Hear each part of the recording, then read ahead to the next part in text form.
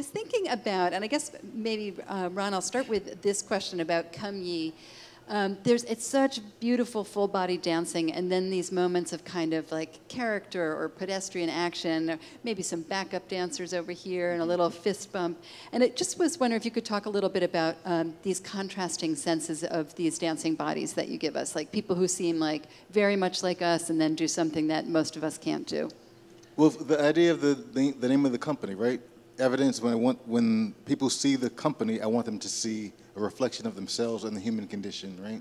And so using movement to tell a story, but we want them to recognize themselves. So I think that's why you have the range of movement where it's, yeah, physical, because we need to get the emotion in there, and then we need some pedestrian material to help us remember that we are real, and that you connect with us on that level too.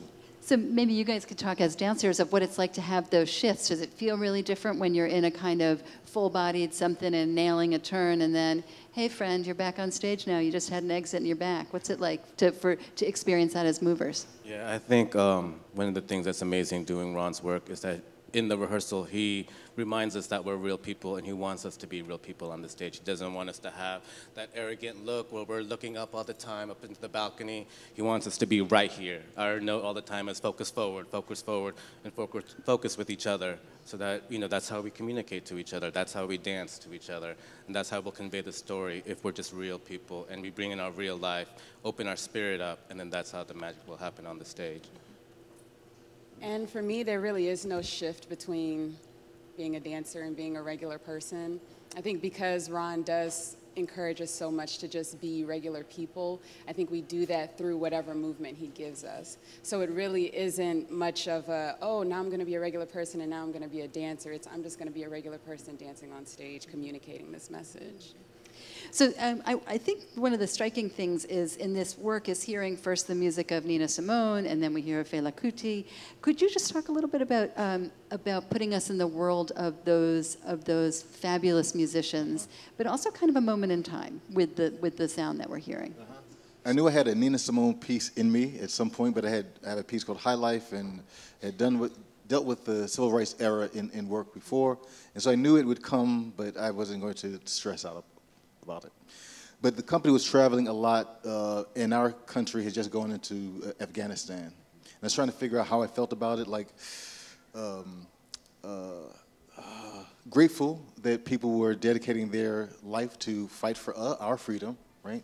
But fighting people who believed that they were going to be rewarded for killing, right? I'm going to have these many virgins in heaven for killing you guys. And so we would be in the airport and I would see lines of young people playing Game Boys, whatever that thing is, men and women, right? I was like, oh man, they're grateful, but my goodness, are they ready to deal with this stuff? We were in Florida. One dancer lost his grandmother in Atlanta. He had to leave the tour. Then Keon, we were in West Palm Beach at dinner, got a phone call from Trinidad. His grandmother had made a transition. So we ended up having to go to Miami, where the next stop was, but he was going to go to Trinidad. And we're walking down South Beach, and then they have these makeshift placards out of cardboard for folks who had been killed, 18 years old, 21 years old. I was like, oh man, what? So I'm cleaning my house, and I'm playing Nina Simone, and the song comes on, Come Ye. It says, anyone who's dedicated to fighting for your life, it's time to learn how to pray. I was like, ah, that's how I feel, right? But what happened, this song is old, right?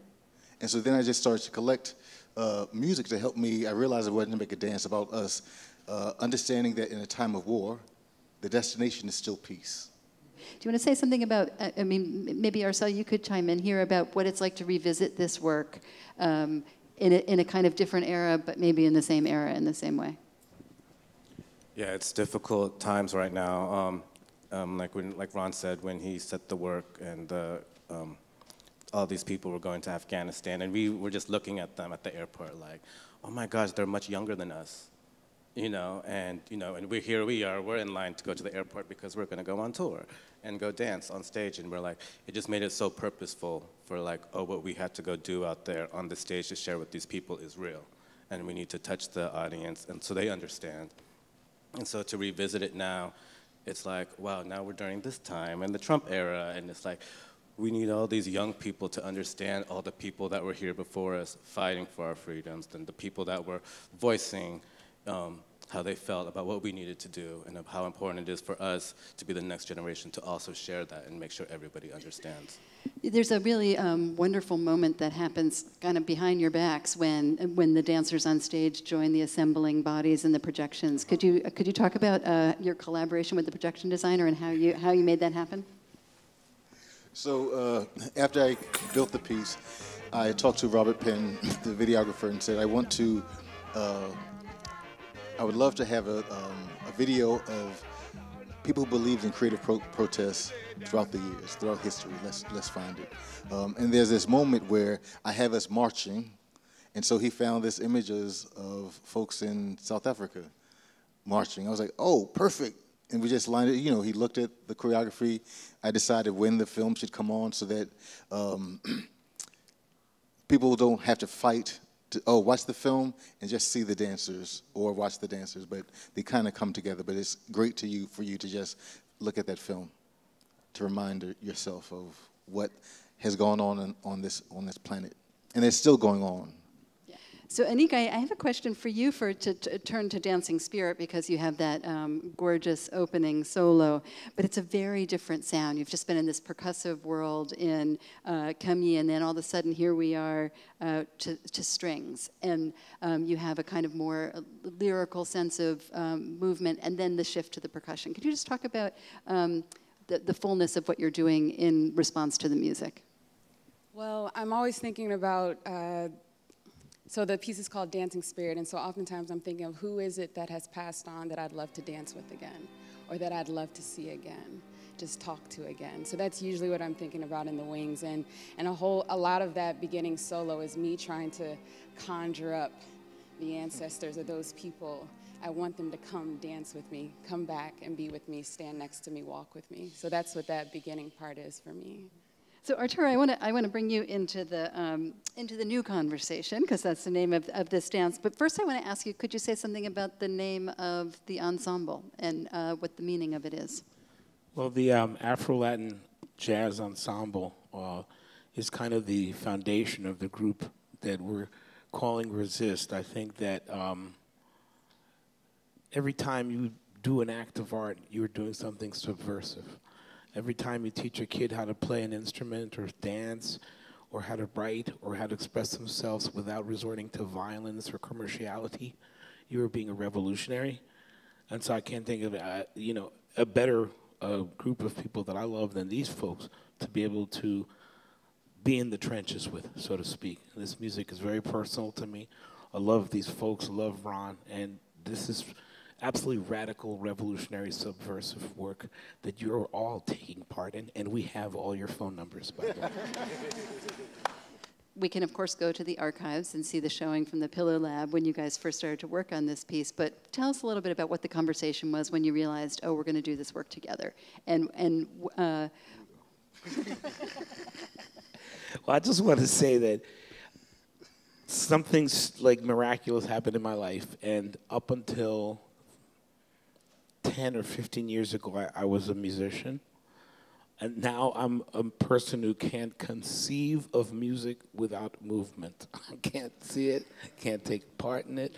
When I compose, when I write, everything I do, I see shapes and movement. So talking about this work with Ron, we talked about things that drive us both, which are, as you said, an understanding and an awareness of our ancestors, and an awareness of the Afro-Yoruban Orisha culture, and the things that resonate so deeply, I think, within us is that each Orisha has a very specific role and personality and a very specific sense of their place in the hierarchy. And everyone is necessary. And that's the beauty. It's a real lesson for us, actually, because without one, the rest don't really exist. And so I think that was a huge part of the unspoken conversation. Plus, we had time to also talk about music. But I think that's also kind of that's the technical part. The really demanding part was the spiritual connection.